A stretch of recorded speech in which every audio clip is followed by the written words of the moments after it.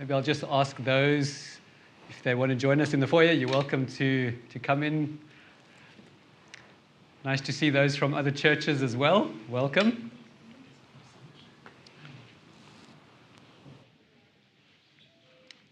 Okay, thank you so much for those who are in person here and also those watching online. So glad you've joined us for this program. And I trust that it will be very meaningful and helpful as we look at this relevant topic. As we begin, let us just bow our heads and open in prayer. Dear Lord, I thank you for the opportunity that we have this afternoon to spend this time together, considering a very relevant topic in our lives. Lord, I pray that you would guide us through this time, that it would be helpful and meaningful to each one of us. Lord, I pray that you would guide our guests as they share and also us as we discuss and seek to apply this in our lives. Pray that you would bless each one of us now in Jesus' name. Amen. Amen. So, as you may know from the poster and also on the screen here, our topic is dealing with loss and grief in the context of the family, looking specifically in that context within the family. Now, I'm sure you would agree with me, over the last few years, even just during COVID, we've experienced different kinds of losses, including the loss of loved ones. And as the Family Ministries Department of Silverleaf Church was planning to host this program, that was before I knew that even in my own family, we would have had the loss of my father-in-law who was living with us. So this is a very, especially even relevant topic in my life currently. So I'm looking forward to our time together as we discuss and chat about this.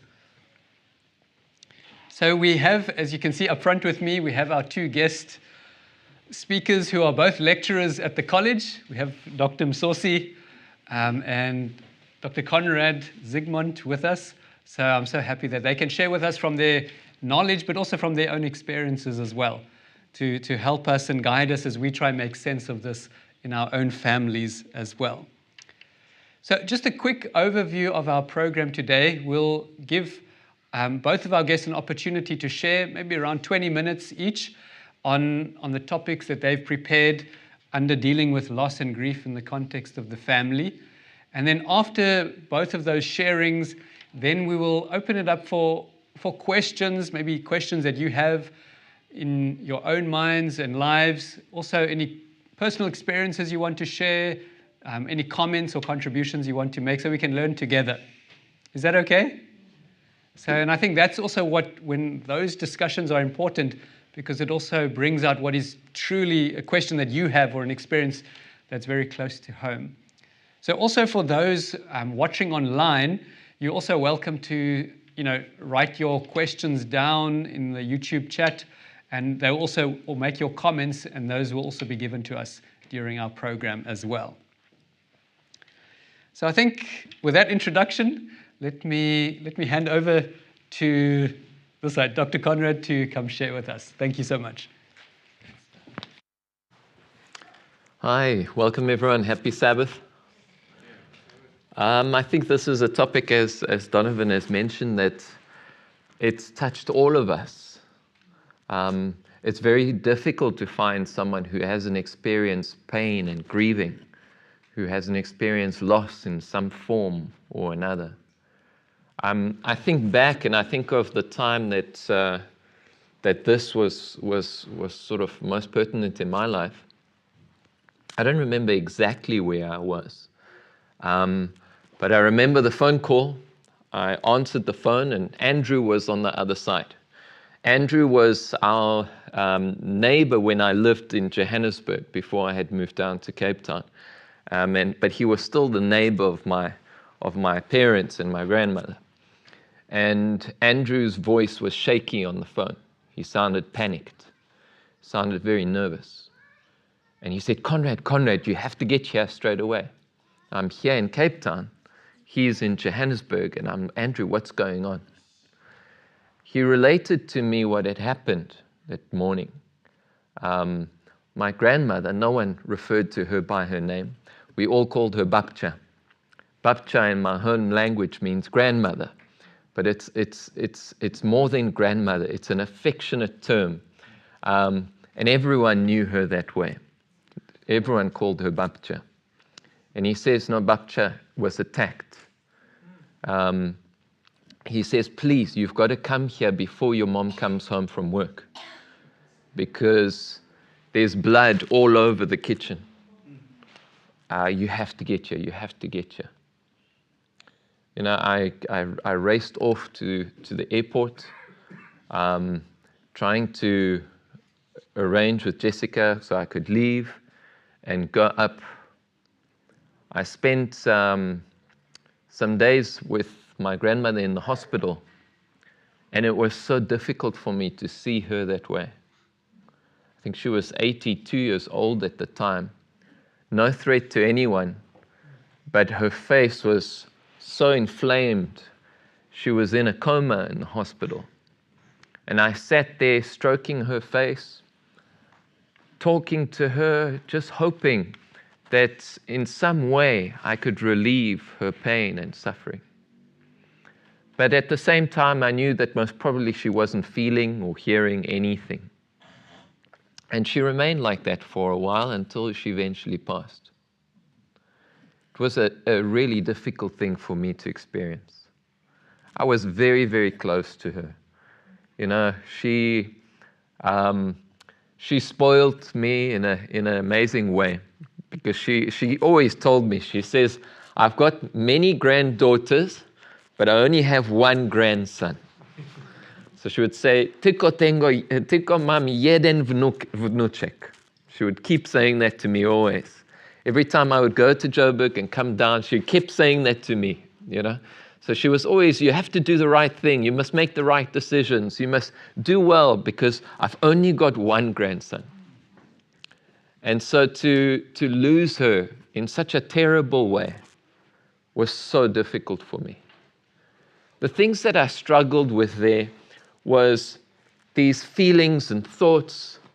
It wasn't bad that I had lost her. I mean, I had feelings of guilt. I didn't phone her enough. I didn't go up enough to see them, you know. But I had these feelings of anger. Why? Why did she have to die in such a way, you know? And we experience these very turbulent emotions in the process of grief, because it's something that's unnatural for us. It's something that was never intended for us to experience that loss. So we experience grieving. What is this grieving? It's this natural process of trying to adjust to an experience of loss. It's an emotional, an intellectual, a social response to this change in our lives, in the systems of relations that we have, or in the state, our affections, which is a significant part of who we are, how we perceive ourselves. So when something in our lives change, we have to adjust to it. And this is what that process of grieving is. Unfortunately, in this life, as a result of sin, we all have to experience adjustment to loss as a result of sin. But fortunately, because of the hope that we have, it's not something that's permanent.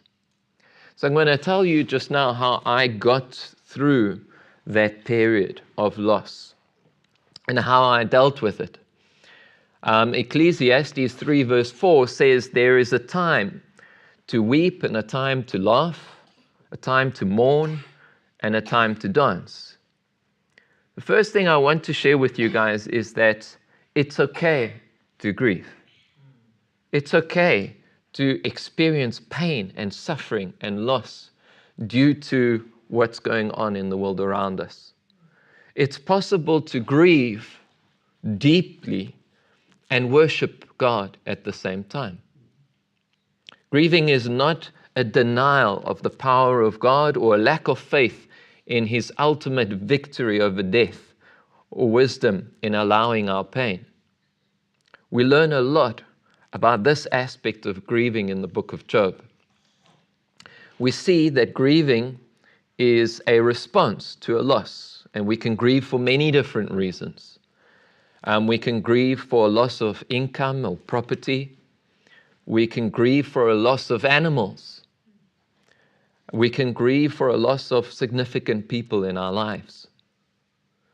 It's altogether appropriate to grieve for the effects of sin in the lives of ourselves or the lives of others. This is a perfectly appropriate response to the effects of sin in our lives. In Job 1, verse 20 to 22, we see the response of Job to his loss. It says, "Then Job arose and rent his mantle and shaved his head and fell down on the ground and worshipped and said, 'Naked I came out of my mother's womb, and naked shall I return thither.' And the Lord, and the Lord gave, and the Lord has taken away. Blessed be the name of the Lord." And there it says, "In all this, Job sinned not, nor charged God foolishly." There is this strange intertwining of worship and really experiencing the deepest pain and suffering. How is it that he didn't charge God foolishly? What does it mean to charge God foolishly? We see in the next chapter exactly what that's talking about. It means to blame God and find fault in God for allowing the calamity in our lives. This is foolishness. And this is what we should avoid as a part in our grieving process, because that is the type of grieving that's likely to lead us into destruction of ourselves. So it's okay to grieve. You can experience pain and you can still be blameless before God. But the longer we allow ourselves to dwell in our own sadness, the more difficult it becomes to continue to worship God. And so there needs to be a change, a transition, a movement from our focus on our own pain and suffering to something else, something that can pull us out of that depth of sadness, something that can give us a hope for the future, something that can give us a way of coping and understanding the terrible suffering that we are going through. So we must move out of our state of loss and move forward in the hope of restitution. Isaiah 61, verses 1 to 3, says that God's purpose is to bring us out of mourning, to replace our grief and sadness with hope. Jesus promises us in Matthew 5, verse 3, "Blessed are they that mourn, for they shall be comforted." That is God's plan for our lives. That is God's purpose in our suffering. It is God's will ultimately to remove every tear from our eyes. Revelation 7, verse 17 says that for the Lamb which is in the midst of the throne shall feed them and shall lead them unto living fountains of waters. God himself will wipe away the tears from their eyes. So it's okay to grieve, but grieving is for a moment. We need to move forward in our grief. Grief is ultimately a process, not destination. The second principle I want to focus on is that grieving is something that is it's a socially mediated personal process. Grieving is both a personal aspect to it as well as a social component to it.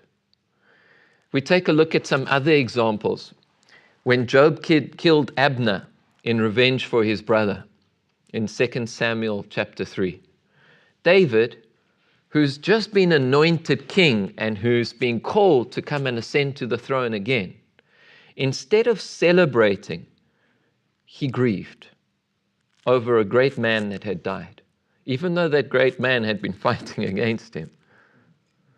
David wept at the grave of Abner instead of celebrating his victory.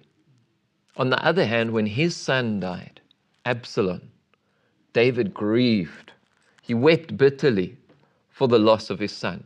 But for the sake of his soldiers, he had to suppress his grief and take his place at the city gate and allow all of those processes to continue. And so we see that the social aspect of grieving sometimes makes it quite difficult.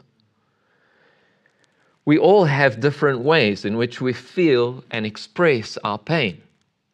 And we have different lengths of time that it takes us to process this and make sense of it. And so it's something that we can experience in solitude, but also something that has cultural and social aspects to it as well.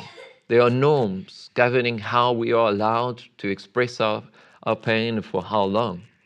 Negotiating these complexities sometimes causes us misunderstandings and further pain. So in my own experience with my grandmother, I was very concerned about my mother. I was very concerned about others around me. And I didn't shed any tears.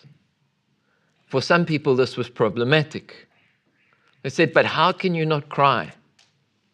And I think when you don't express your pain, sometimes you feel it even worse. As a result, I was sick. I got this flu, and I couldn't get rid of it. And at the ceremony, I stood there, and I had to hold back my cough and everything, to be able to be at the ceremony. And so we can express it and experience it in different ways, but we need to deal with our pain. Otherwise, it consumes us. And very often, we have to do that mediated through the relationships around us. So we can experience it in this way, and it's important for us to work with others as they experience their pain and as we deal in our own. Romans 12 verse 15 tells us, rejoice with them that rejoice and weep with them that weep. One of the best examples of this actually comes from Jesus as he attended Lazarus's grave. We read this in John chapter 11. Jesus had no reason to weep, right? John 11 verse 35 is the easiest text to memorize in the Bible. Jesus wept, right? Why is Jesus weeping? And I think that weeping is not like tears fell down. It's a weeping, It's not from a sense of personal loss, because he was just about to call Lazarus out of that tomb. But he felt keenly the sense of loss and pain that Mary and Martha were feeling. Likewise, when we experience pain and loss, we often feel very alone. We often feel that no one can understand us. No one can really experience what we are experiencing. But Jesus is there with us, and he's experiencing our pain.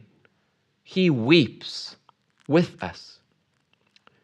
But Jesus guides our thoughts to the future and all that is to be gained, not to that which has been lost. Jesus experiences, in response to our suffering, a grief that we cannot even comprehend, because we experience our pain privately and personally. But Jesus experiences the pain of the entire world. He weeps because he comprehends, he understands. He doesn't weep with that sort of paid-for lamenting that he rebuked and chased those people out of Jairus' house when Jairus' daughter died, or that he perceived amongst many of those who attended the funeral with Mary and Martha. But it's a genuine, God-wrenching pain at seeing the results of sin in this world and in all the peoples throughout all time that he experiences when he sits with us, when we grieve. So keep this in mind when you're experiencing pain and are tempted to ask, where's God in all my misery? He's right there, feeling it more keenly than you ever could. The story of Lazarus' resurrection is an important one in the context of death, because we cannot, as Christians, languish in sorrow. We cannot allow ourselves to wallow in the misery of this world. We have the hope of resurrection. In Nehemiah 8, we find Ezra and Nehemiah and the priests are encouraging the people not to weep, to eat and drink and share with those who don't have. So don't focus on yourself. Focus on others who are suffering, because the joy of the Lord is our strength. Psalms 30 verse 5 says, weeping may endure for a night, but joy comes in the morning. 1 Thessalonians 4 verse 13 to 18 guides us. And it says, but I would have that you not be ignorant, brethren, concerning them which are asleep, that you sorrow not like others who don't have hope. For if we believe that Jesus died and rose again, even so them also which sleep in Jesus, God will bring with him. For this we say unto you by the word of the Lord, that we which are alive and remain unto the coming of the Lord shall not prevent them which are asleep. For the Lord himself will descend from heaven with a shout, with the voice of the archangel and the trumpet of the Lord. And the dead in Christ will rise first. Then we which are alive and remain shall be caught up together with them in the clouds, to meet the Lord in the air, and so shall we ever be with the Lord. Wherefore comfort one another with these words. And so that day that I stood there, having to say goodbye to Babcha, to my grandmother, my thoughts were not of what had been taken away from me. The way I described it then was I was focusing on my memories that had not been made, recognizing a God who exists beyond my present, to both my past and my future. I recognized that I could talk to God about both my guilt in the past, of the things that I felt that I hadn't done enough of, as well as of my joy in the future, and all those memories that I still have yet to make with my grandmother, and all those opportunities that God gives me. And so that being my focus carried me through the pain, through the difficulty, and through the real loss that was experienced. And I could live not in the present, but live in the future, in the hope which all of us share in Christ Jesus. Thank you.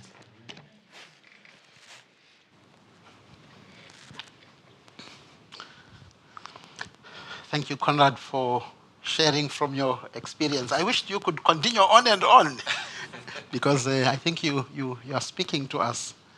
And also, I want to thank you for that hope that you share with us, that we can live in the future. Actually, one of the things I have learned about grief, and I think I started learning about it from some experiences, is that grief is a social element. And I think you spoke about that, Conrad. You spoke about that social element. There is that very social dynamic about grieving. And lately I have wanted to compare it to celebrating graduation. Try to imagine you spend 4 years studying, and after you are done, and you are happy you have gone through. It was difficult. And all that happens is you are called to the registrar's office and you are handed your certificate, and you can go to the playground and leap and jump by yourself. It's not the same. You want your siblings to be there. You want your friends to witness it. You want your parents to be there, your grandma to be there. And I think in a very similar way, when we go through grief, we can grieve alone, that is true.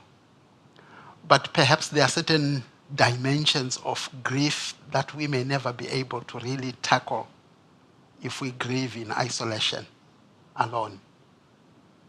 There's something which happens when you connect with someone that you have a meaningful relationship with. And I experienced it myself. Well, first of all, I think maybe before I actually experienced it, as a youngster, sometimes just being at a funeral place, you see people are walking down the road, they're talking to each other, and then when they get close enough, maybe they see someone, they burst into tears. Are they not making it up? Are they not, maybe just trying to impress someone? But I think through my own experiences, I've seen what happens, maybe when you connect with someone that is very meaningful. There's an outpouring of grief that happens simply because you see the other person, that you have a connection with. And sometimes nothing has been said, it's just seeing the person. And it brings that moment. And I am mentioning this because I think it is important that when we go through losses, somehow we deal with those who are meaningful to us, and maybe not just choose to isolate ourselves completely and just deal with it by myself. Something happens when it is shared. And in fact, I find some biblical examples, and I'm just going to share with you a couple of texts from the book of Genesis, and all about Joseph. You remember Joseph went through a very difficult experience. We're not told about the grief that he must have gone through, just going past the hills of his home area and knowing he might never see them again. We're not told about it. But no doubt there was a lot of grief, I think, a lot of fear, and then staying in Egypt, having lost his freedom and so on, having been sold by his brothers. I think there must have been very intense emotions that were going on. But then, more than 13 years later, possibly about 15 years later, when the brothers come to Egypt and he sees them, there's an outpouring of emotions just from the sight of his brothers. And I want to read a few texts from Genesis. And what strikes me is the fact that the outpouring of emotion, the weeping, is described as he sees his siblings, and eventually as he sees his father. That moment of contact, something happens. Genesis 42, verse 21 to 24. This is the first time that the brothers came in. I'm not going to read the whole text, but Joseph is speaking to them through an interpreter, and in verse 24, he turned away from them and he began to weep. He did not want to be seen weeping, I think because of what he was going to do. He wanted to test them, but there is that moment of an outburst of emotions that takes place there. In the next chapter, that is Genesis chapter 43, this is when Benjamin has come along. This is the second visit. And so we are told in verse 30, deeply moved at the sight of his brother, Joseph hurried out and looked for a place to weep. Then he went into a private room and he wept there. So we notice here that the outpouring of emotions is taking place, but at the same time he doesn't want to do it publicly. So and I think it resonates with what you were saying, Conrad. At a certain point you didn't feel it was the right thing to express the emotions, maybe for the sake of others. Joseph here for the sake of what he still wanted to do, but he wept. And in chapter 45, Joseph could not control himself any longer, we are told. Then notice what he does. this is when he wants now to reveal himself to his brothers. He had everybody sent out. He had everybody sent out, and only his brothers remained. To me, this speaks to the importance of family, especially for some intense moments. There are some intense moments that are perhaps dealt with more effectively, I don't know whether also efficiently, but when we are a family, and sometimes when we are given the space to be able to share with one another and offload those emotions, so to speak. So he moved everybody out, and after everybody had gone out, he wept loudly. It's not really the first time that he is seeing them, but it's because something important is about to take place, and that is he is going to reveal to them, who he is, and that also causes an outburst of emotions. Later on, we are told in the same chapter, he weeps with his brother. In 46, when the father comes, a similar kind of thing happens. I want to suggest that when we go through painful experiences, let us remember that the social networks that we have, and maybe specifically family, if that is something which is available to you, that is a network, that is a social network that can give you a lot of support. And there can be moments that you can be able to share with your loved ones, and in the process be able to process grief. I'm not talking about removing it, but I'm saying for you to be able to process it. Many of us tend to live away from our families. I live with my wife here. Fortunately, we have a son in Milnerton and his wife. But beyond that, the next family member, directly my blood, is in Pretoria, and that's just one son who is there. Then beyond that, the rest are across the borders. What do we do when we experience grief? Perhaps we should find ways of reconnecting. Nowadays, it may need to be electronic, but as much as is possible, let us connect. And if we can be able to connect in flesh and blood, that may be so much better. I also want to mention that perhaps as we minister to people who grieve, we must remember that sometimes people may need to have that close, intimate environment by themselves. In some cultures, I think, while there is quite a bit of the recognition of the social dimension and the need for society to support, sometimes we may forget the fact that people may need a bit of space alone. Sometimes that needs to be provided.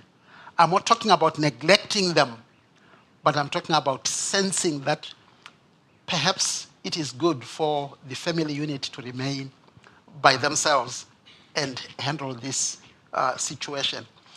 While we are talking about family, we also need to remember that as a family, when we are grieving a common loss that we have had, maybe it's parents who have lost a child, the two of them can support one another. And there can be something which happens as they interact, as they talk about it, they can support each other. But I think it is also important to realize that both of you are wounded. And because you are wounded, you may not be at your best. You may be able to meet the other person's needs, but perhaps not completely. Because you also have been wounded. And there is need then for you to be able to recognize that sometimes you need the additional help that comes even from other people outside. There's also the need to understand that the people who are close to you, who are going through the pain, may not be able to support you just when you need it. And therefore, this is not the time for you to be upset and to think that they don't care, maybe because they're not grieving exactly the same way that you would grieve. They're not able to meet your every need.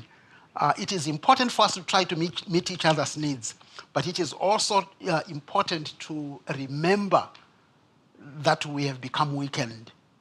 And because we are weak, sometimes we need the support maybe of the church family, maybe the support of others, friends, who may even be outside the family. Let me quickly, and this will be perhaps the last point that I want to talk about. In our families, when we experience grief, let us not forget the children, because the children also experience grief. Sometimes they don't show it because they don't know how to express it, appropriately. They don't know how you will react. And maybe you yourself are trying to be strong for the children. And so maybe they get the message that we should not be showing any grief, but they may actually be grieving. And part of their disadvantage is they may never have gone through this before.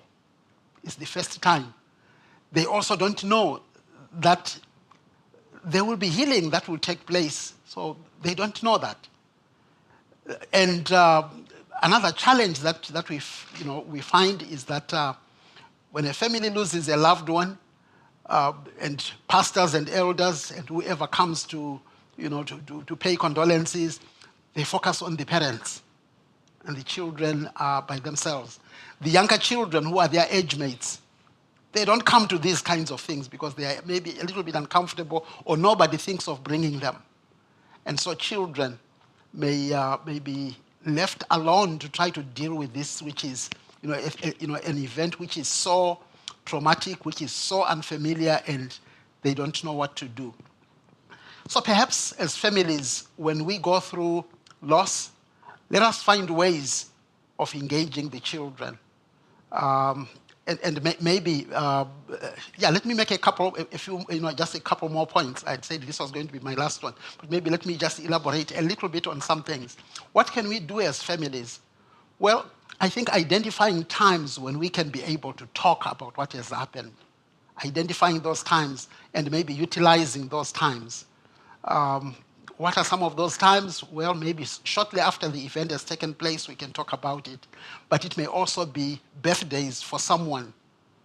Maybe the person who has passed away, if it is a grief that we are, a bereavement that we are grieving about. That may be something that we can be able to do. It can be a place where we can be able to talk as a family about what has happened to us. I happen to be from a family background where we don't have so much of a time orientation in terms of dates. That is true culturally. I think it's very strong for me as a family. In other words, dates. We never celebrated birthdays growing up and so on. So dates, not very important. But I found out that when after my mother died, in fact, sometimes, by the way, I have to check to see the date that my mother died. I mean, that's how disconnected from dates I am, I think it was the 2nd of April, 1990. So I checked it not too long ago. So dates were not critical. We didn't know her birth date. Date of birth. So we don't have the year of their marriage. They didn't have a marriage certificate. So dates were not important. But I remember an occasion. It was the first camp meeting after she died, because camp meeting was one of the very important things in her life. And when I was a little bit grown, when I started working and I had a little car, I made sure that when camp meeting was taking place, I would go pick her up and take her to camp meeting. And after camp meeting was done, I would take her back. So camp meeting was very, it was very important. And this was the first camp meeting that we knew she did not attend. And a number of my siblings were at that camp meeting. And I thought I was feeling it alone, that this is not camp meeting as usual. There was something about it. But camp meeting was triggering something about my mother. And I didn't say anything, but at the end of camp meeting, one of my brothers, an older brother, verbalized it, and it gave us permission to all talk about it. So my point is, here was a moment that at least one of us was able to utilize as a way to engage us in speaking. And I remember that, this is 1990, so it's a few decades ago. But finding appropriate times where you can be able to talk about it, and sometimes you may also be able to do it using pictures, for example. Talk about, maybe share pictures about the person, and you may be able to talk about the event and the sentiments that may be contained in that picture. It may be a way of helping you to deal with the pictures. And let me go back to the children, and this will be my last point that I want to mention, that when you are working with children, sometimes because they are not able to really talk about their own feelings, they may be intimidated. Storytelling is something which has been suggested as a way of engaging a child with their grief. In other words, find a way of telling a story about Susan or Alec, who lost her brother. Tell the story or read the story to your child. And then you can engage your child to talk about Alec. How do you think Alec was feeling about this? What do you think Alec could do? And so you can talk about, and it can be a little bit less intimidating, but it is a way of interacting with your child in connection with this. We need support. We all need support when we are going through pain. And fortunately, the psalmist has told us that even besides this social support that we have been given by God, we are told by the psalmist that when we go through the valley of the shadow of death, the good shepherd is with us, and he helps us to sustain us. Thank you. May God bless.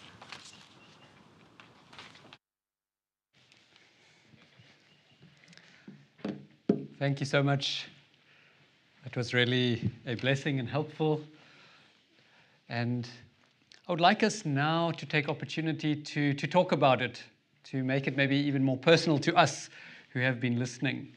I'd also like to appreciate there's 49 people watching online.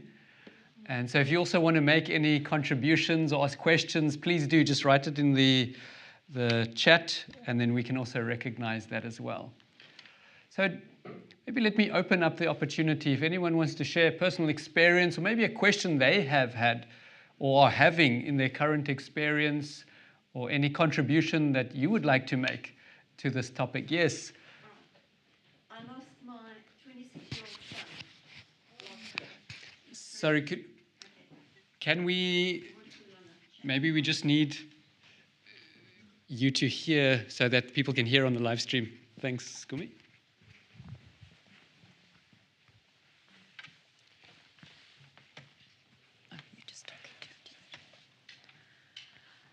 My name is Diane Pardo. I'm from Fishhook Church. We tragically lost my 26-year-old son last year. Completely unexpected, happened in a flash. And so it was on the 14th of June last year, and we had the anniversary of it being a year on the 14th of June. And I thought after a year, one should really get better. You should really start improving. But unfortunately,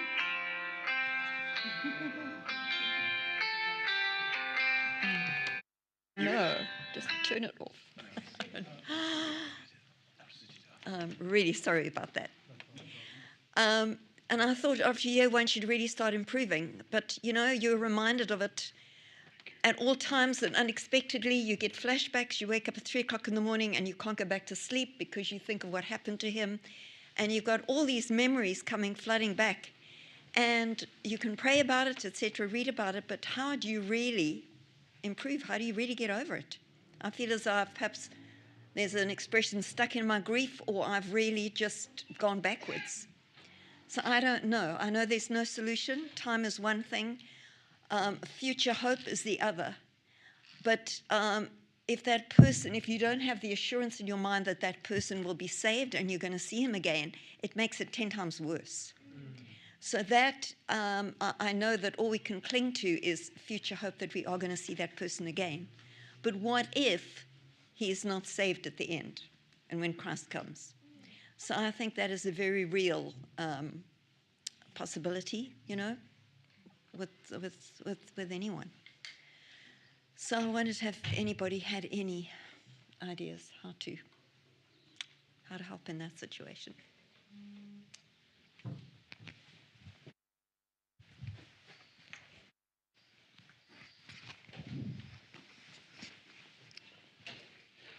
Thank you so much for sharing. Like, that's very, very difficult, and I'm so sorry for your loss. So I would like to ask if our guests have any contributions, or anyone else as well, as this family has sustained such a great loss, and it's just over a year ago. How does one get through that in a healthy way?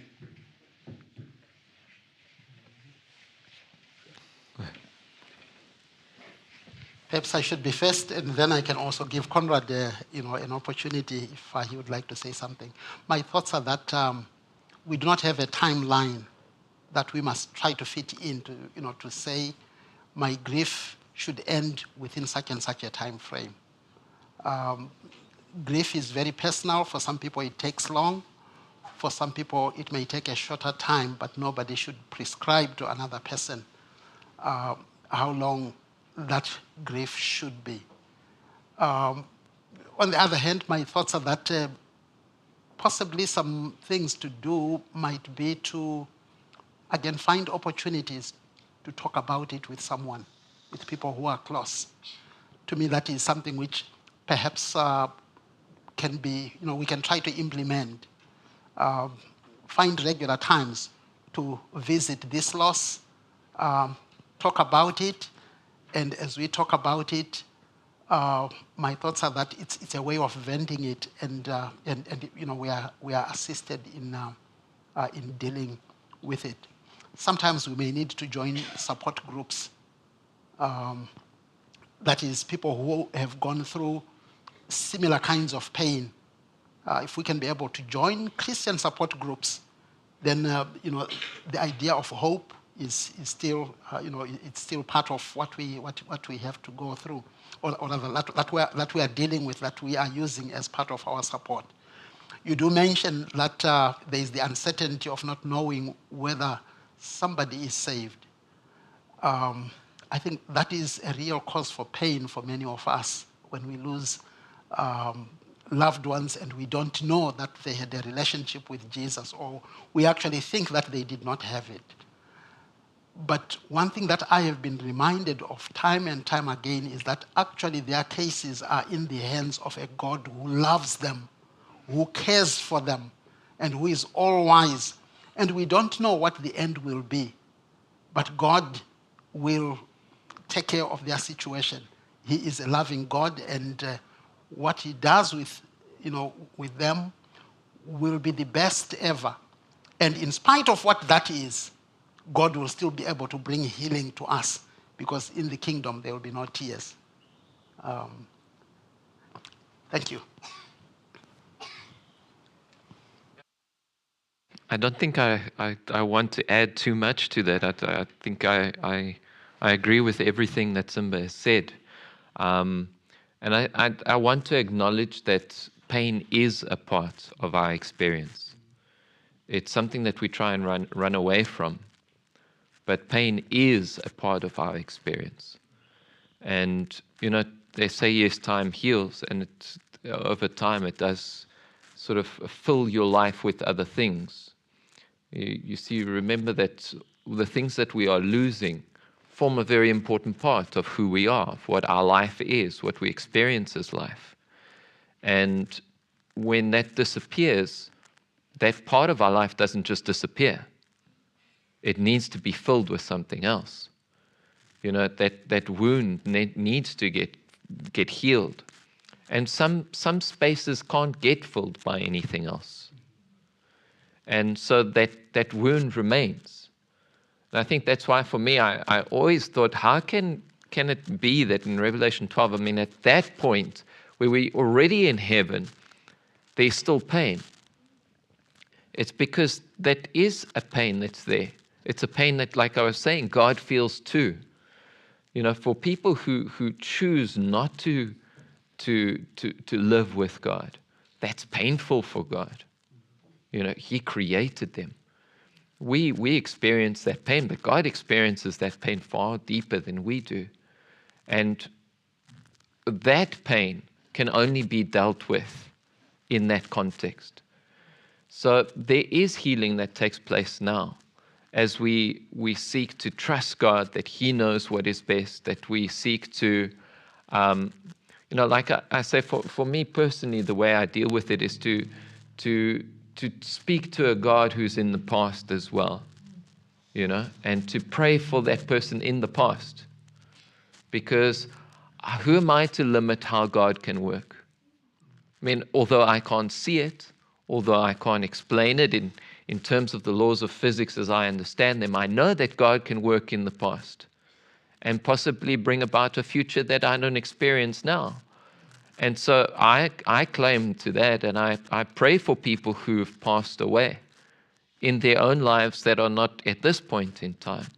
So for me, I see my way of dealing with it is not to limit God to how I can understand Him to work, but to pray for them even in the past.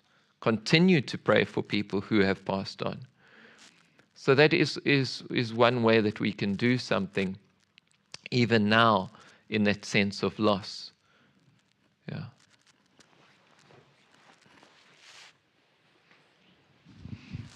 So I'd like to give opportunity to those who would like to contribute to this discussion, things maybe they found helpful in their pain and their loss. I see there's 2 hands that I've noticed.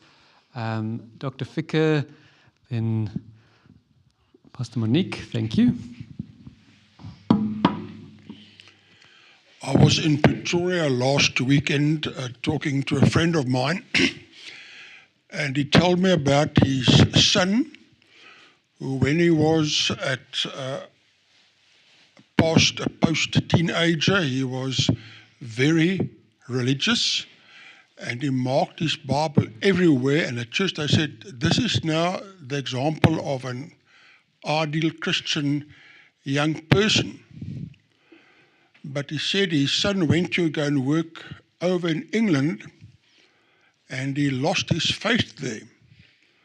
And should his son die now, he does not believe his son will go to heaven. While if his son had died when he was such an active Christian, it would have been a horrific disaster for him, but then his son's life would have been saved, and he would have seen him in heaven again.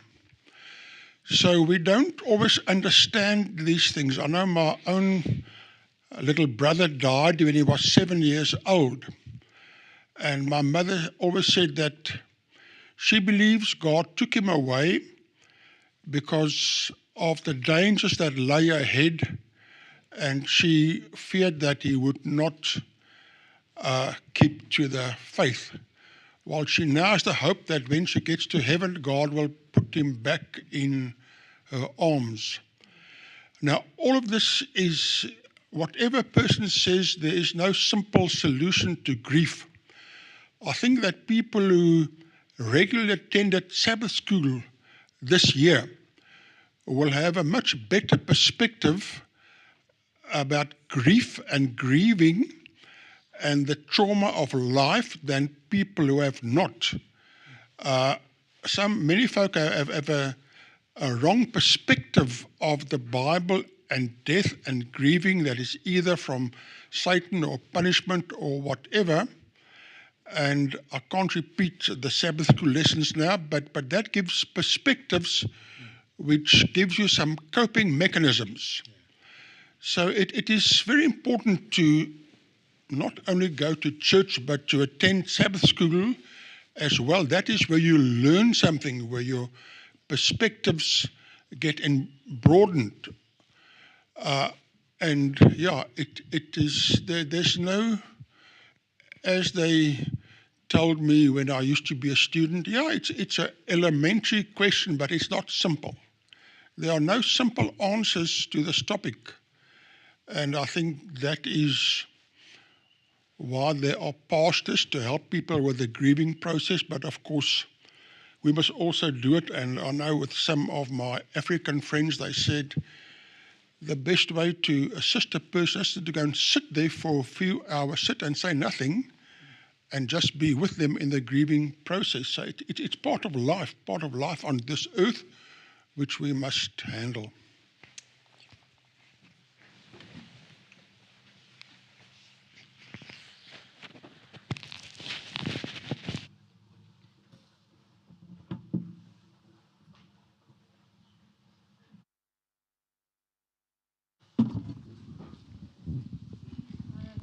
Thanks so much for those incredible presentations. And I actually wanted to say something about COVID, but before I do that, I'd also now, in the light of what's just been discussed, want to say something about assurance of salvation.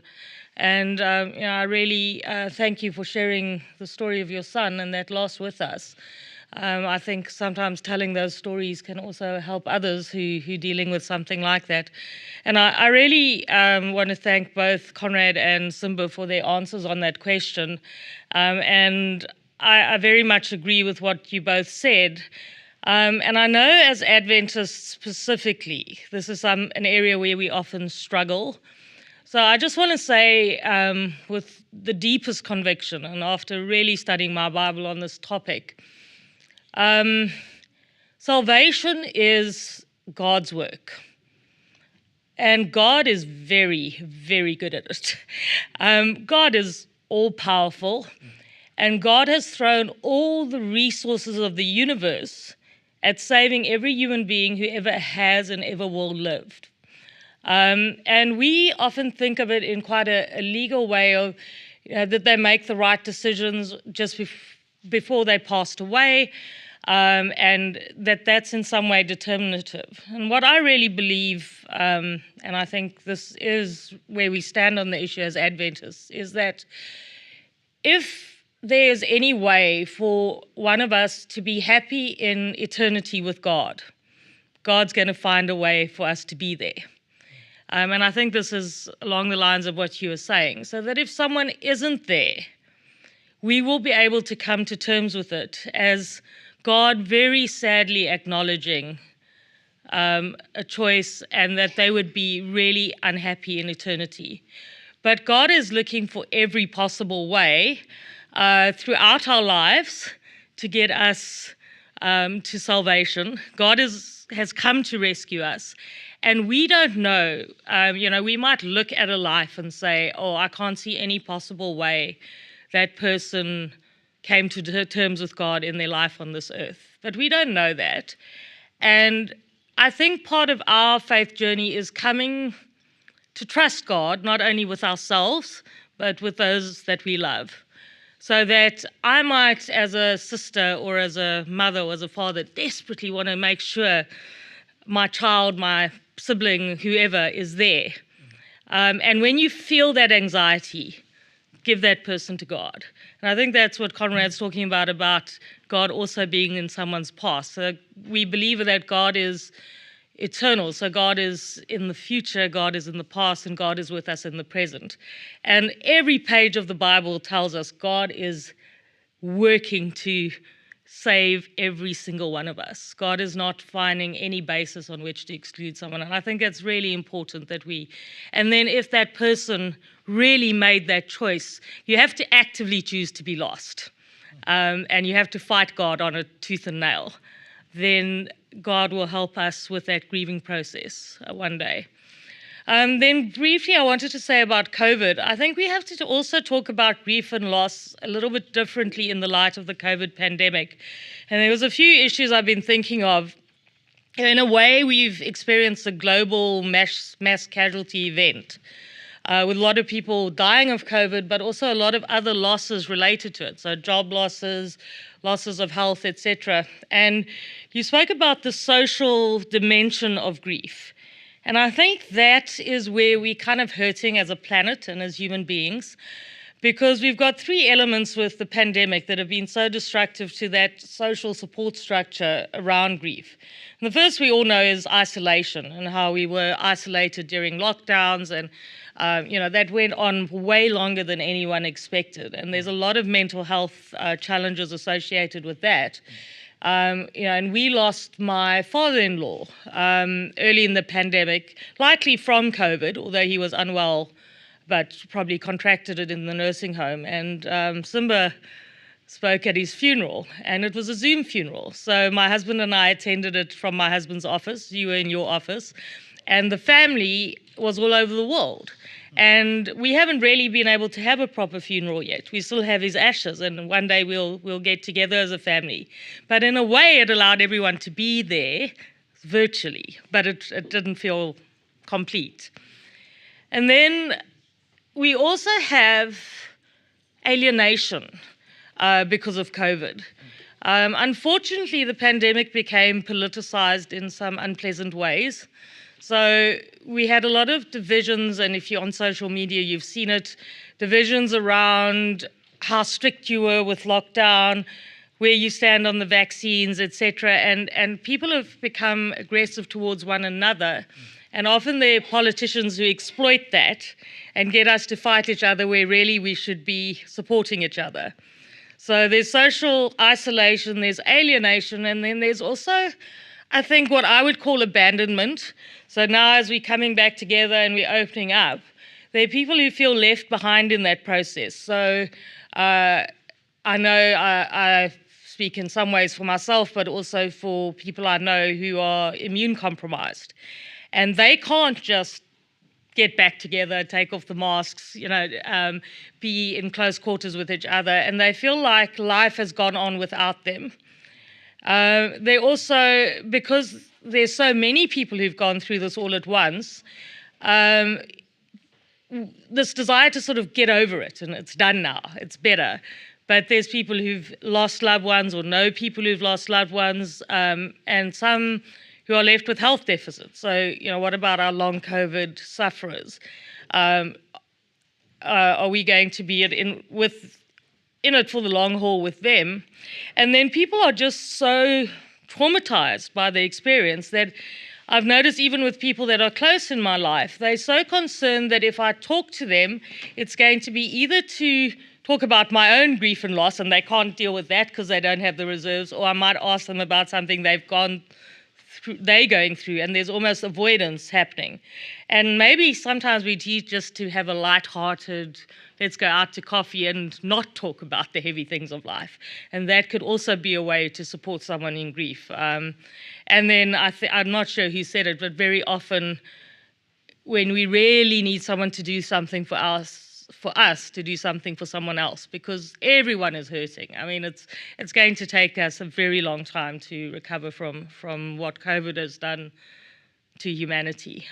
But yeah, just again, on that assurance of salvation, I feel good about it based on who Jesus is and what he's done for us. Thank you so much. I think you painted the COVID scenario or the current context very well. So there's, like, we're grieving in this context as well.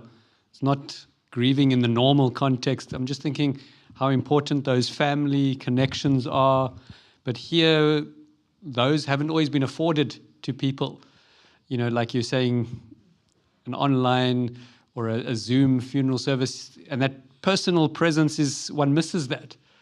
So thank you for sharing. We have quite a few comments online. Thank you so much for making comments there.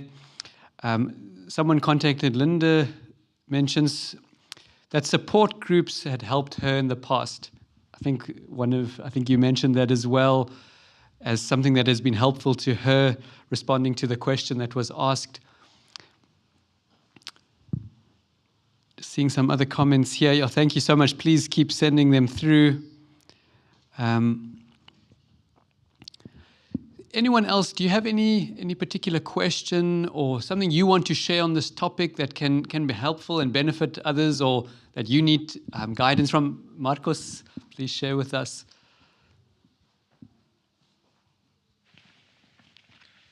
Thank you. Thank you so much. I really enjoy the presentation and now the opportunity to talk as well. I lost my two parents before COVID. They were already elderly and very close to each other. And they were in Argentina. I was here. Then during COVID, I lost my brother-in-law, my father-in-law, and then close friends. And I myself, have my health compromised, so I have to be very careful. So what I found that helped me a lot, firstly, to deal with the loss of my parents is the fact that I didn't see them regularly. In a way, I was used to being without them. Very different to be my siblings that I have to be with them daily. So every time that I have to be in touch with them, I made it count, like it was the last time. I think this goes for people that don't have people close to you. Every time that you have a chance, and even if you don't have it, make it happen. Because it might be the last time, honestly. And in that case, we were not very well financially with my wife, but yet we went all the way, bought tickets to them when they were healthy. They came home, we gave them our bedroom, our bed to sleep. It was my 80th anniversary of my dad's birthday. We took him for a fishing safari to Gordon's Bay. So, you know what? When he went, I said to myself, I don't know if I will see him again, but I did everything I could.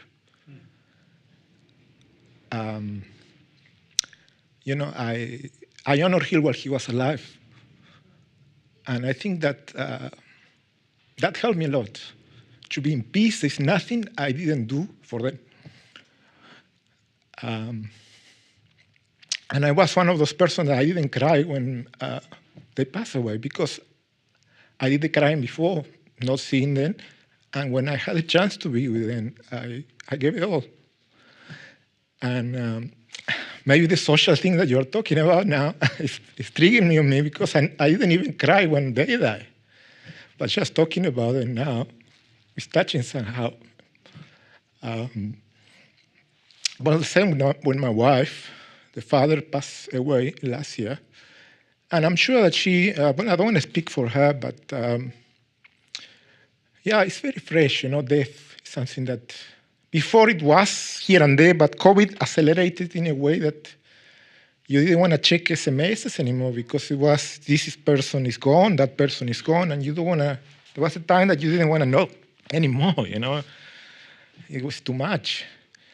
But anyway, I just wanted to say those that have the privilege to have family alive yet, treating them like it was the last time you were going to see them. I'm not advising you to be irresponsible financially, but do what you cannot do for them now, while they can enjoy it. Because afterwards, we say beautiful things, but they are not there. And that's when the guilt comes, And then I think yes, everybody suffered this pandemic and the loss in a different way. And the feeling that I come to church is people are desperate to go back to what it was before. And I'm very grateful for this forum that makes room to deal with things. Because I think we will never go if I don't want to be a prophet of doom, but the way that this world is going, I don't think we will go back to what we were before. Not only because the changes, but because we have changed. We are not the same. Silver Leaf Church is not the same anymore, as much as we want to make it believe. I come here and people say, oh, we're so happy that we don't use masks. And you guys are your own life, must come in. It's like people want to rush something because they didn't experience. I have friends that are doctors that come here and worship with us. And doctors and nurses were dying with death and life situation that broke them down. And they come to church and, just stop your nonsense. We want to move forward now. We want to work. We want to build our business. We want to continue with the mission. But I think we need to be purpose-driven, events like this that give the forum to talk how we have changed. and how our mission needs to adapt to these changes. Because evangelized people is not the same now, pre-COVID, post-COVID. We are not the same anymore. And sometimes I feel, especially the younger generation, they don't see it. They don't understand it. It's like, wow, man, you're going to continue living in the past. And I, for once, I think this kind of event is a healing event. I mean, for me to cry, which I don't really cry much, but I think just to talk about it, and it's an emotion that is releasing, right? And so I will encourage the church through the Sabbath school or through whatever forums we can find to encourage people to talk about these things. And say, as a church, we don't want to rush forward. We want to see the changes that happen in our members, in us, how this is going to affect our ministry to our own members, how it's going to affect our ministry to our community, etc. Thank you. Thank you, Marcos. Appreciate you sharing. I think that's good advice. Let's make the most of the opportunities we do have with the people that we have relationships with our family, with those close to us. I know with my father-in-law passing away, we didn't see that coming. Everything was going along smoothly. We didn't see this coming. Then we all got COVID at home, and then less than 3 weeks later, he passed away. And something that has helped me through that experience was the opportunities that God had given to us to have him live with us for the last 8 months of his life. We had special time. We had more time than we would have if they were staying close by. But I mean, just eating together, just the normal daily things. But we had opportunities to speak, to chat, to spend that time together. And I look back with appreciation for those opportunities. And I think that has also made the loss easier to handle. I'm still in it, so I don't know what's still to come. But I appreciate that. Let's make the most of the opportunities that we do have while we have them. Thank you again for those who are commenting. Mrs. Peffer, thanks for all your comments online. Is there anyone else here that would like to share? Oh, thank you so much. Yeah. Please share with us. Okay, good afternoon, everyone. Thank you to Conrad and Dr. Musvusvi for this wonderful presentation. I just want to share that we are also in a journey of navigating grief with a recent loss. My husband recently lost his dad in February, and trying to think of how enormous, that loss has been for our family, like losing a father figure in the family. It's like a roof has been taken away from our home. It's a huge loss. And this week, it was his birthday. When was it? Was it Thursday? So we knew his birthday was approaching, and the anxiety, that came that, okay, Thursday is coming, it's going to be his birthday. And so we are navigating this year, it's a year of firsts, birthday without him. So many things, will happen without him, especially when it's like first things without him. I think as Dr. Musvusvi said, like the first camp meeting that they went to without their mother. So it was his birthday on Thursday, and we were like, the anxiety, drawing closer, you could feel it. And then I think one thing that helped us and that I would like to share with everyone who has lost a loved one is that acknowledge the pain and talk about it, because that is what we did as a family. We also a family that is away from most of our family members. We're the only ones in the Western Cape, and most of them are in the Eastern Cape. So what we did that evening for our family worship, we just had a moment where we said, okay, today it was his birthday. What do you miss about him? And then it's us, the both of us, and we have 2 young kids. And also like reflecting in terms of how do you draw the kids in, because they also experienced the loss of their grandfather.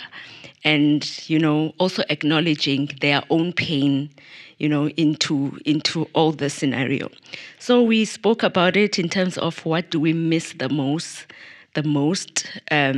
from Tamkulu, as we referred to him, and then everyone shared. And even though it was a painful experience, but at least we had happy memories that we could still reflect on. And I know, for instance, like with kids, I know my youngest kid, who's 4-year-old. He can't understand much. I remember my husband played a video clip of my father-in-law speaking at an event, and my son was like, "Is Tamkulu alive again? Is he back?" So you like, ouch. And I know my sister-in-law had shared that her own daughter had said, "When is Tamkulu, waking up again?" It's like, it's as if he's playing hide and seek. He should come back again now. It's enough. And you just think that, oh Lord, hasten the day of your coming, so that we can see our loved ones. So we are hanging on to that hope. I think at the end of our worship that Thursday, we said we have a hope and an appointment that we'll see him again. Thank you. Thank you so much for sharing, ma'am. I think that's a beautiful application of what Dr. Musvusvi was saying. Those special days, birthdays, without your loved one, make that an opportunity to share. And I see a beautiful example of that in what you've shared. Is there anyone else that would like to make a contribution or ask a question that is relevant to you? I'll ask if there's anyone asking online, if Bram could help me. My battery died here and my wife's internet finished on the phone, so I would need help there. I see there's a hand, Pastor Ezra. I appreciate this opportunity where we have to share, and I would like also, before we end just now, just to pray together as well. We've all experienced loss in different ways. Pastor Ezra, please share with us. Maybe just a question to the panel. I guess this is why the question is being asked. But I don't know if there's something you can do to prepare for loss. Some mental thing.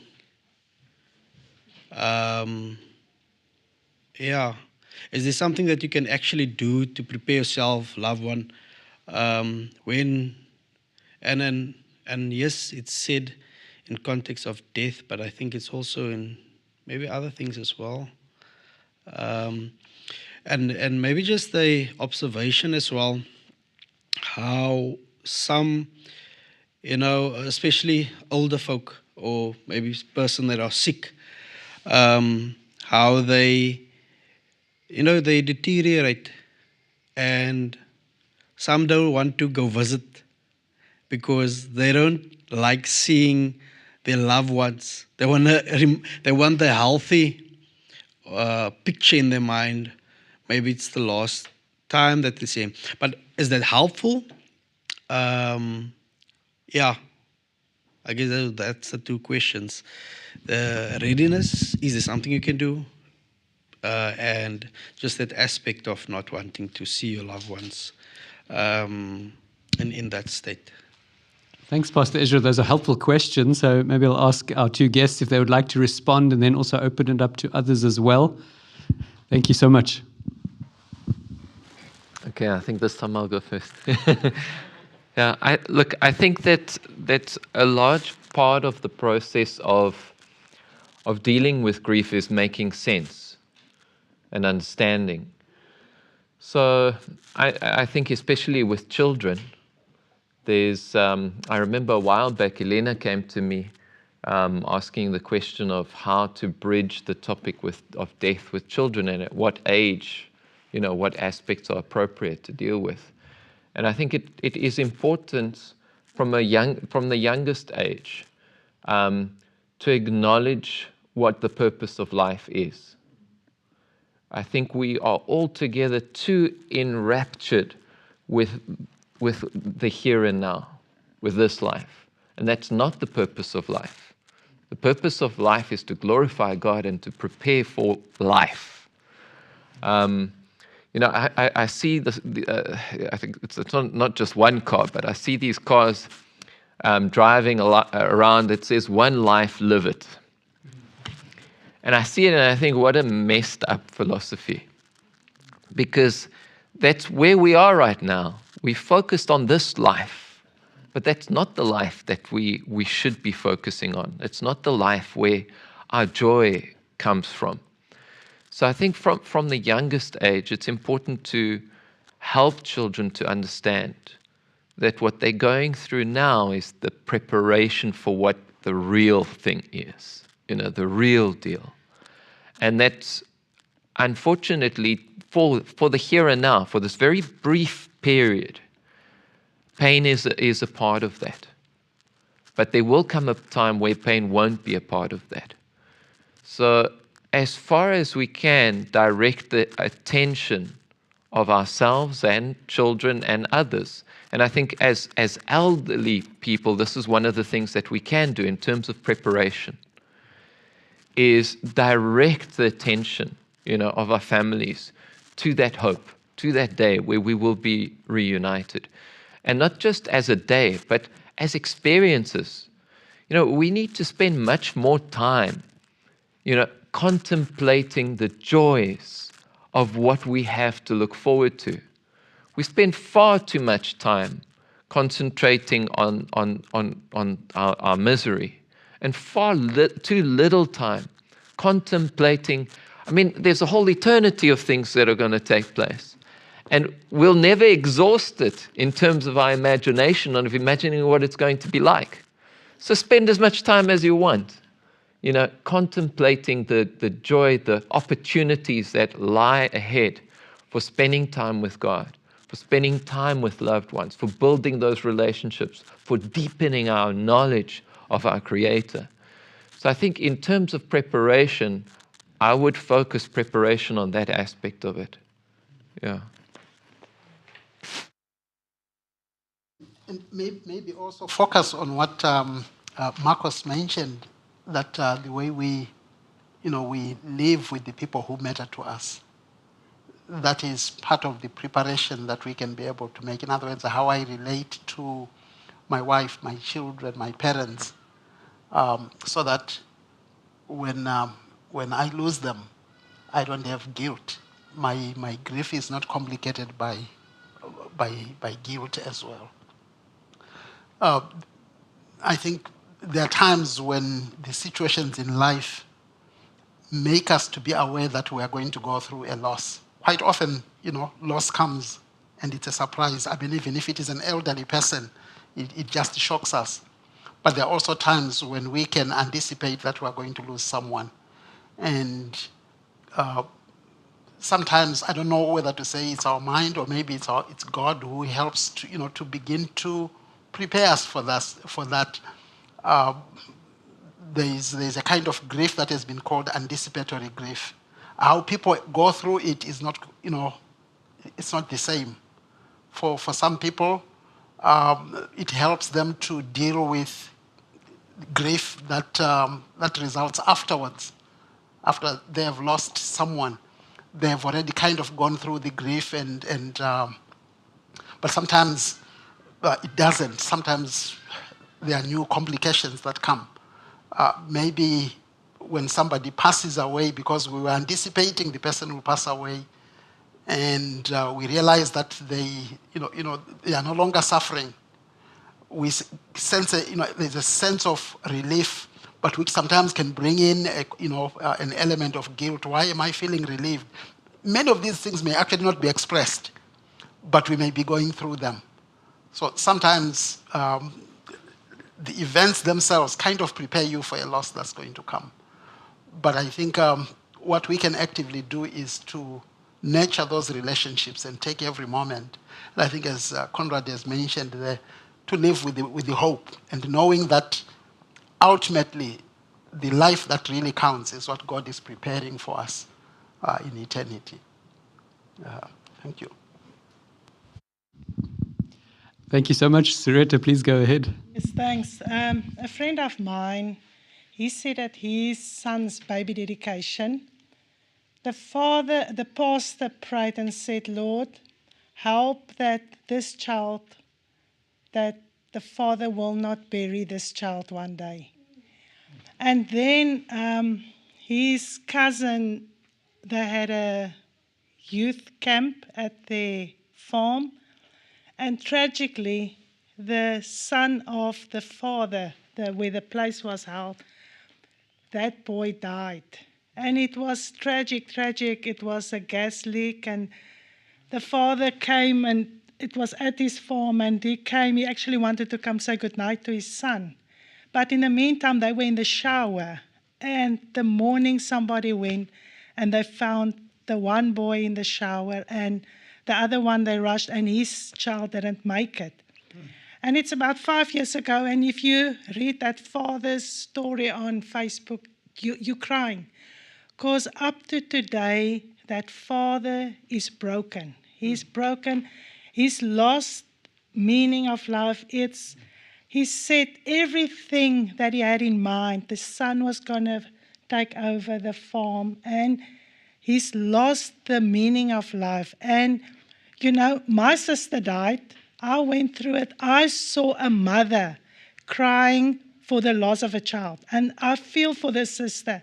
Because, it's easier I lost both my parents. It was sad, but I never had one regret. Because, like we heard today, what I could do, I did. So when they died, I just cherished the memories. I don't have any regrets, because there was just what I wanted to do, I did. And so, like we heard today, we must cherish what we can do for each other. I've got my father-in-law with me. He's 85. How many years, So what we can do. So later, when we put them to rest, that we don't have any regrets. And, but as I say, I really... And also one thing I want to ask the panel. We heard today that each person's different with their morning time. When is it advisable to go and seek for help? Because I've got another family member. Her husband died almost 3 years ago, and it's really every day on a status, it's just pictures of him. When is it important to move on, to tell people, listen, you actually need help? That's a good question. Maybe we'll make that the last question, unless there's other hands. Brother Kumi, do you know of any other hands? Okay, I see. Maybe let's quickly ask all the questions we have, and then we can just wrap up in the next few minutes. Galen, please go ahead. Okay, mine isn't a question, it's just a comment. I remember attending, I think it was with the pastors and the pastors' wives. They had somebody talking about retirement and preparing for retirement. And this person was saying that people who retire, they face multiple losses. And that just stuck with me, because you lose so many things, possibly like losing your career. Maybe, when people have to move into a retirement village, or into an old age home, they have to sell their house. So they're losing that, and like loss of income. Then they lose a spouse, and maybe loss of ability to do things for themselves. They can't drive anymore, and loss of health. And so I think you can lose a lot of things without losing a person as well. And there's also grief that goes along with that. Thank you so much. I think when one's parents get older, one starts observing that as well. Like they're losing a number of things even before they lose their life. So there's also a sense of grief, I think, that comes from those losses as well, where okay, they won't be able to do this with you anymore because they can't, or they're not able to. Okay, I don't see any other questions or comments. Maybe I'll ask our two guests to answer Sister Sarita's question about, when should one seek help, when grief is not healthy after that period of time. Maybe if we can just comment on that, and then afterwards I'll wrap up.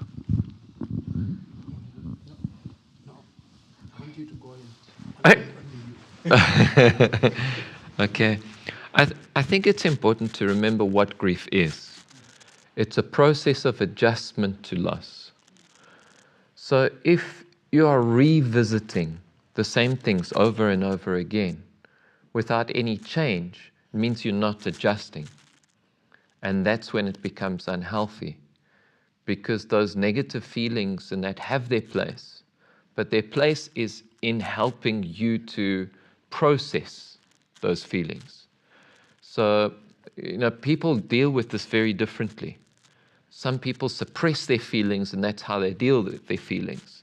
They replace the processing of that feeling with busyness, with work, with relationships, with food, with all sorts of things. Other people are very good at processing their feelings. They sit down together and they cry and cry and cry, and they put out all their feelings out. And in that way, they are processing those feelings. There is no right or wrong way. But the important thing is to be processing them. If you are revisiting those feelings for the purpose of feeling so that you can hold on to it, then it's not functional anymore. It's not helping you to adjust. And at that point in time, then you need help. You need to be able to try and find meaning. You need to find ways of replacing what has been lost, in the sense of putting value into your life through other activities, etc. Because those people, those objects, those positions, whatever it is that we've lost, played an important role in our lives. But we also played an important role in those things. And so we have to continue that process in our lives. And it's a continuous thing. All the time our lives are changing. COVID has changed our lives. But it doesn't necessarily have to have changed in a negative way.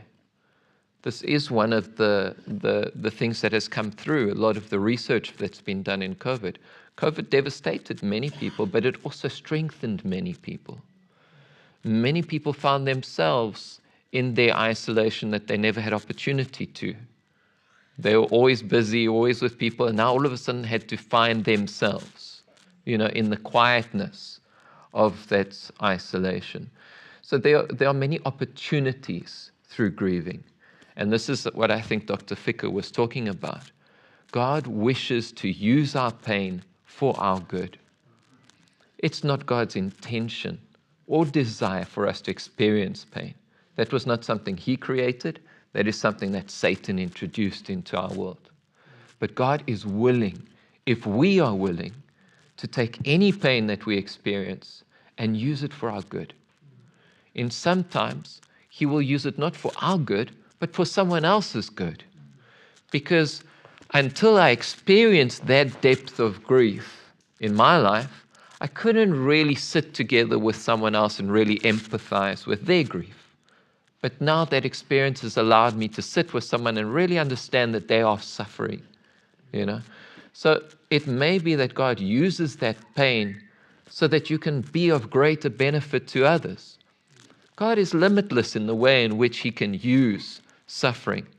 But the thing we have to trust is that He can use it for good. So if we find that we're stuck in grieving, in that the same memories, the same emotions keep coming back over and over and over again, and there's no way to use that for good, that's when we need to look for help. That's where we need to share that with others. That's when we need to try and learn from their experiences so that we can learn from our experiences. I think that would be the best way I could suggest to find the correct time, because it's not really about the time. Because for some people it will take longer, for other people it will take shorter. But it's understanding where the process is at. If we are stuck in the process, that's when we need to try something different. Yeah. Thank you so much. That was helpful. Thank you. So I think at this time, as we wrap up, I want to call Pastor Ezra to the front to say a prayer for us.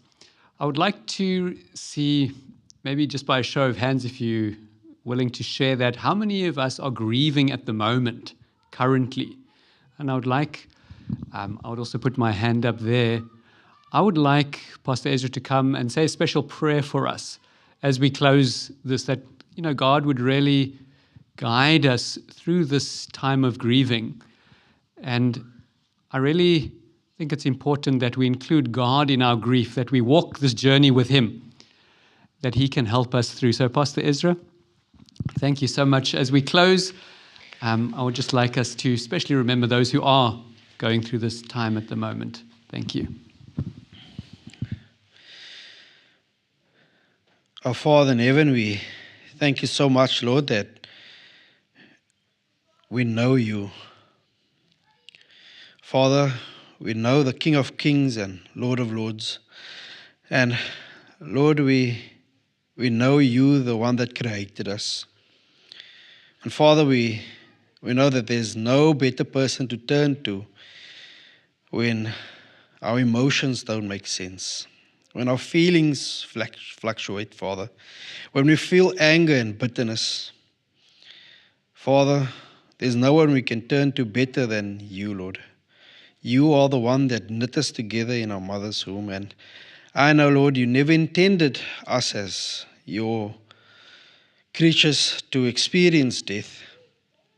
But Lord, here we stand, realizing that sin has left a deep wound in our hearts, Lord.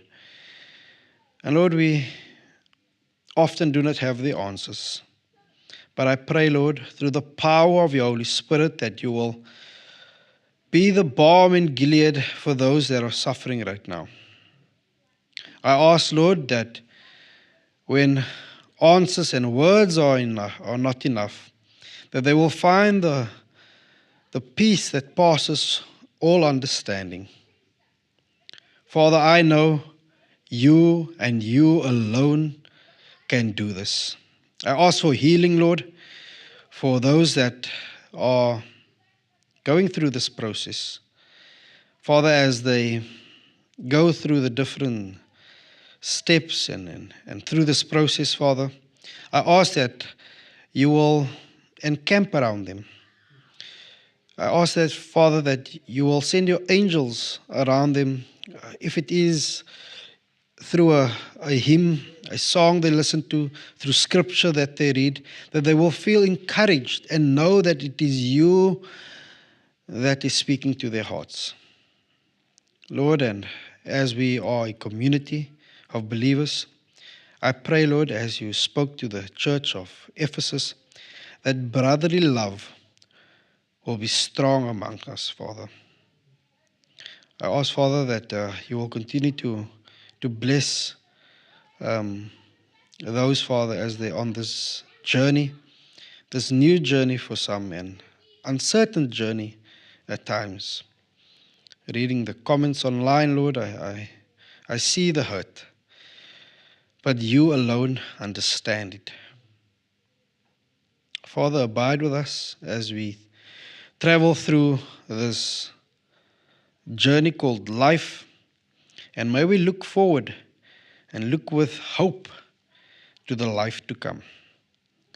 We look forward, Father, to seeing our loved ones, seeing you face to face. But until that day, my prayer is that you will keep us faithful. In Jesus' name we pray. Amen. Amen. Thank you so much, Pastor Ezra. And I would like to thank each one of you for joining us here in person and also those online. We've had many people visiting us online. Thank you so much for joining us. I hope this has been a helpful and a meaningful session together. I would like to thank our lecturers from Helderberg College for coming to us and for sharing with us and sharing their experiences. And also the Family Ministries Department of Silverleaf Church. Also want to thank them for arranging this program. So God bless you all, and thank you so much for coming.